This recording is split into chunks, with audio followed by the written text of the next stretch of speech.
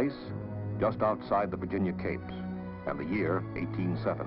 An American frigate, the Chesapeake, has been fired on and boarded.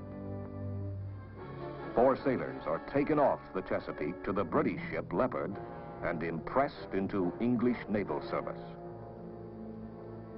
Britain, at war with France, faced the conqueror of Europe, Napoleon Bonaparte. English ships hovered off American ports, ready to seize vessels and cargo destined for France.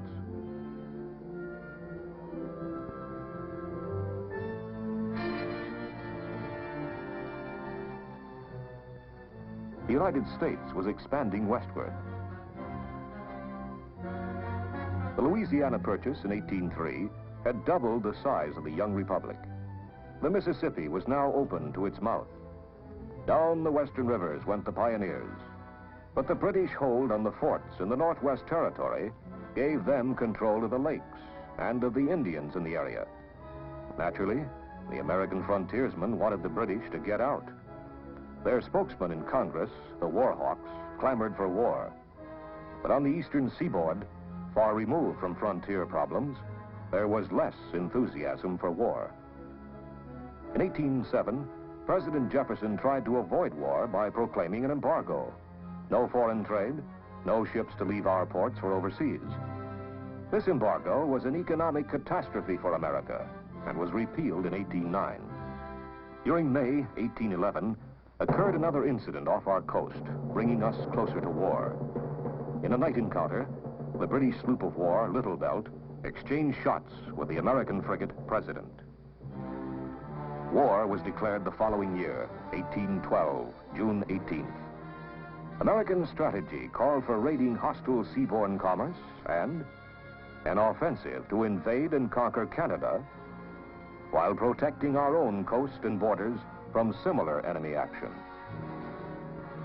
The naval instruments for coast defense were harbor gunboats, which proved of limited value, and a United States fleet of 17 naval vessels, 7 frigates and 10 smaller ships, as contrasted to the British Navy of some 600 vessels, including 124 ships of the line mounting 60 or more guns, and 116 frigates of 30 to 60 guns each.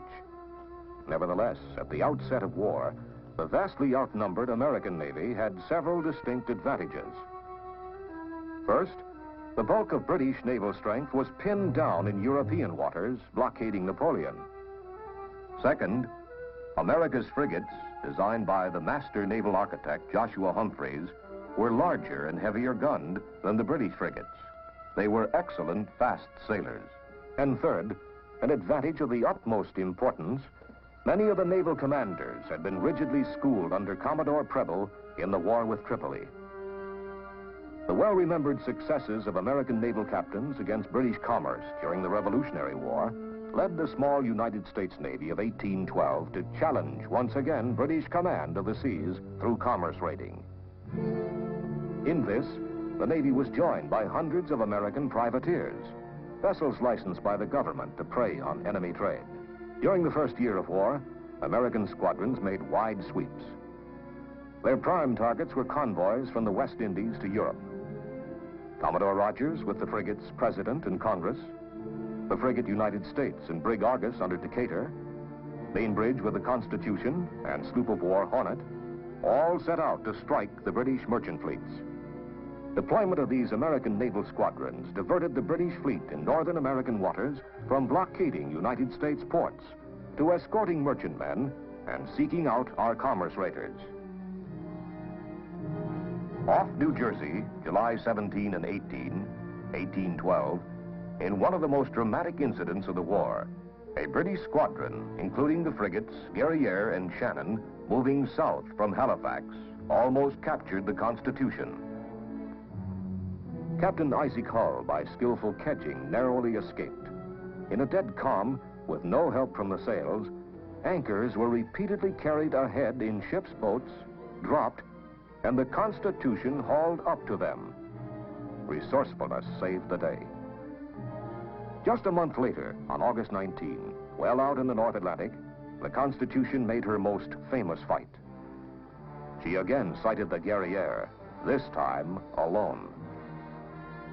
Hull had the weather gauge. He approached to pass close under Guerrière's stern, where he could pour out a raking broadside. But the English Captain Dacres fired all his starboard guns and, wearing ship, brought his other side to the Constitution. He fired a port broadside. Many of the Guerrière's shot did not penetrate. The Constitution's oak sides seemed made of iron, old iron sides. Dacres turned away, but the Constitution came on. Side by side, they ran in a square set to. The Guerrière lost her mizzenmast. It dragged in the water like a rudder, turning her to starboard. The American forced the Britisher to turn still further, crossed her bow, poured in another broadside. The bowsprit of the Guerrière caught in old Ironside's mizzen rigging. Down came Guerrière's foremast and then the mainmast. The ships wrenched apart. So the Guerrière lay, a hulk in the trough of the sea, her gun muzzles rolling under. Too badly cut up to be taken as a prize, she was burned at sea. This stinging victory was a tonic to the Americans ashore. Cheers rang out for Captain Hull, old Ironsides, and a fighting navy. On October 18, 1812, after a spirited engagement, the Wasp captured the British brig Frolic. A week later, 600 miles west of the Canary Islands, the frigate United States met the British frigate Macedonian. Captain Stephen Decatur, by skillful seamanship and accurate gunnery, took the Macedonian and sent her into a New England port. On December 29, 1812, off Brazil, Bainbridge in the Constitution encountered an enemy frigate, the Java, in company with a captured American merchant vessel. Bainbridge fired a shot across the frigate's bow. The Java broke her colors, opened fire, and a battle was joined. The Constitution's wheel was shot away. Bainbridge, though twice wounded, continued in command. Severely punished, the Java was a dismasted and defeated hulk, and like the Guerrière, was destroyed at sea.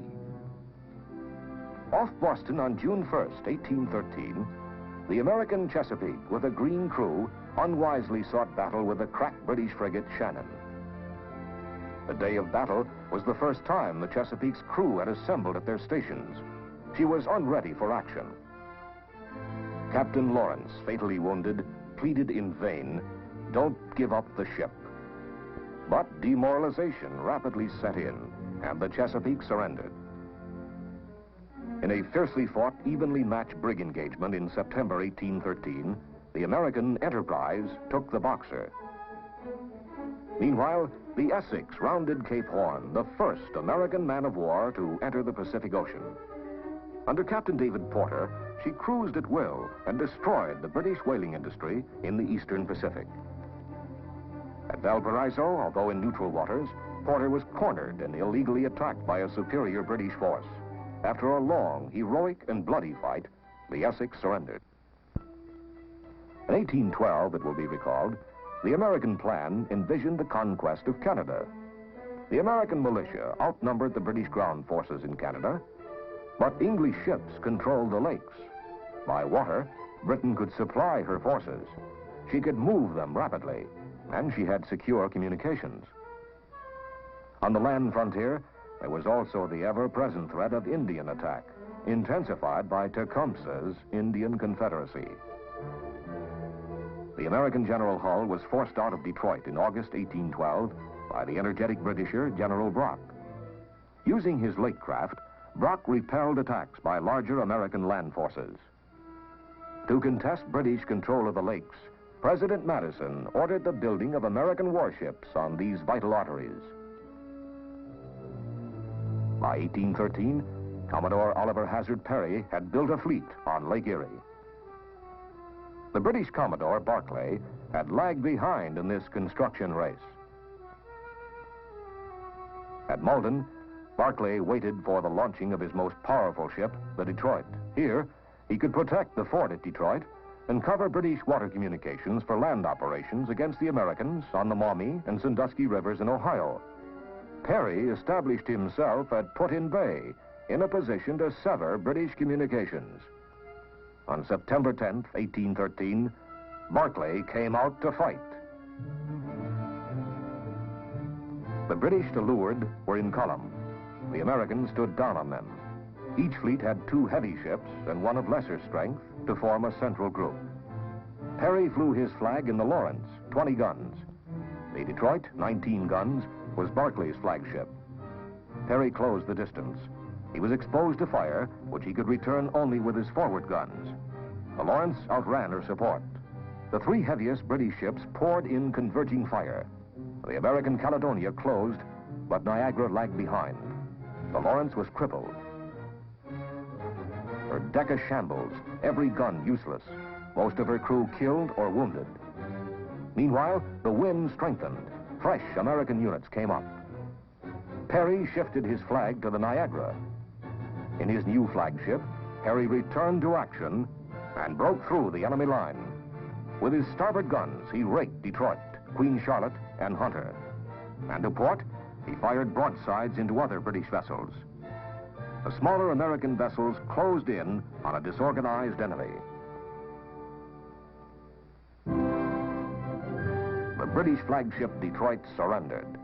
The Battle of Lake Erie was won. Perry wrote to General Harrison, "We have met the enemy, and they are ours." This victory severed British communications in Ohio. Their withdrawal overland was intercepted at the Thames River by American troops brought across the lake by Perry. The battle here, in which Perry led a cavalry charge, was another American triumph, putting all territory north and west of northern Ohio under friendly control. As pressure of the Napoleonic Wars eased, naval strength was released from Europe, and Britain tightly blockaded the American coast. Prices soared. Commerce was almost at a standstill. Coastwise freight moved only by wagon. By 1814, British armies composed largely of veterans from European campaigns were sent to America. The United States was to be invaded from the north and from the south. And as a diversion, cities on the seaboard were to be raided and laid waste. The capital city of Washington was selected. At Bladensburg on the District of Columbia line, the British marauders were met by several thousand raw and demoralized militia. The one stout stand was by Commodore Barney's handful of sailors and Marines. Barney's position was overrun. The British entered Washington, burned the Navy Yard, the Capitol, the White House, then retired. The next city scheduled for the torch was Baltimore. Feverish preparations were made to defend this city. The British landed and took the first line of earthworks, but the defenders held, reinforced by Commodore Rodgers and his sailors. All night, the British fleet bombarded Fort McHenry. But the rocket's red glare, the bombs bursting in air, gave proof through the night that our flag was still there. So wrote Francis Scott Key as he watched for the dawn's early light.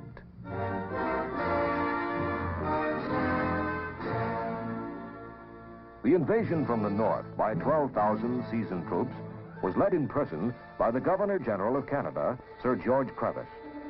Success of the invasion depended on command of Lake Champlain, since there were no suitable roads, and only that waterway could carry an army's supplies. But the United States controlled these waters. Commodore Thomas McDonough had built an American fleet, which was based at Plattsburgh. The British had also rushed construction of a fleet, including the powerful 37-gun ship Confiance. Crevice and his army arrived at Plattsburgh, where no sizable American land forces opposed him. Early in the morning of September 11, 1814, the British squadron sailed to engage McDonough. The American fleet waited in the bay under Cumberland Head in careful formation, ready for action. McDonough had chosen his position well. The British fleet had to approach the American column with their bows presented and open to the dreaded raking fire. The British Commodore Downey had 4 strong ships: Confiance, Linnet, Finch, and Chubb, plus gunboats. The Confiance was scarcely ready for action. Shipwrights had just left her. The crew had just reported aboard. Another example of an unready vessel. Downey knew that the two strongest American vessels were on the windward or northern end of the column and decided to concentrate 3 ships against them. The Linnet and the Chubb were to engage the Eagle, while the Confiance was to anchor athwart the bow of the American flagship Saratoga. The Finch and gunboats were to attack the American rear, the Ticonderoga, Preble, and the galleys. But fortune was with McDonough. The wind failed the Confiance. Forced to anchor, she was fired on by the entire American column. In return, the Confiance fired her first broadside, and the Saratoga lost 1/5 of her crew. Aboard the Confiance, Downey was killed. The Eagle was attacked as planned by the Linnet, but not by the Chubb, which became unmanageable and surrendered. The Finch grounded, so the American rear was attacked only by gunboats. The Confiance and Linnet fought against the American Saratoga and Eagle. After an hour and a half, both flagships were shattered. At the critical moment, McDonough, by use of a spring line, pivoted his ship to bring fresh batteries to bear. The issue was decided here. The Confiance tried the same, but was slowed by battle damage. The crew panicked. The Confiance struck her colors, followed 15 minutes later by the Linnet. Commodore McDonough, with leadership, bravery, and skillful disposition of his ships, had won a great victory. Governor Prevost's army retreated to Canada, since naval control of the lake remained in American hands. In 1814, weary of a costly, stalemated war, the British initiated peace negotiations. On Christmas Eve, the Treaty of Ghent was signed. But news of the peace did not reach the British force at sea, poised for the southern invasion. Commodore Daniel Patterson predicted correctly that the British point of attack would be New Orleans.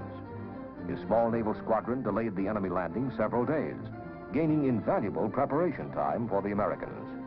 When the battle was joined in January 1815, direct naval gunfire support assisted General Andrew Jackson in defeating a British veteran army of some 5,000 troops. New Orleans was the last land action of the war. By the terms of the treaty, the British agreed to evacuate the Northwest Territory. They relinquished their claims for part of Maine and exclusive control of the Great Lakes. The decisive American naval victories by Perry on Lake Erie and McDonough on Lake Champlain left Britain with a poor case. England never resumed impressment of American seamen. The War of 1812 proved once more the necessity for a strong navy, maintained in a state of constant readiness.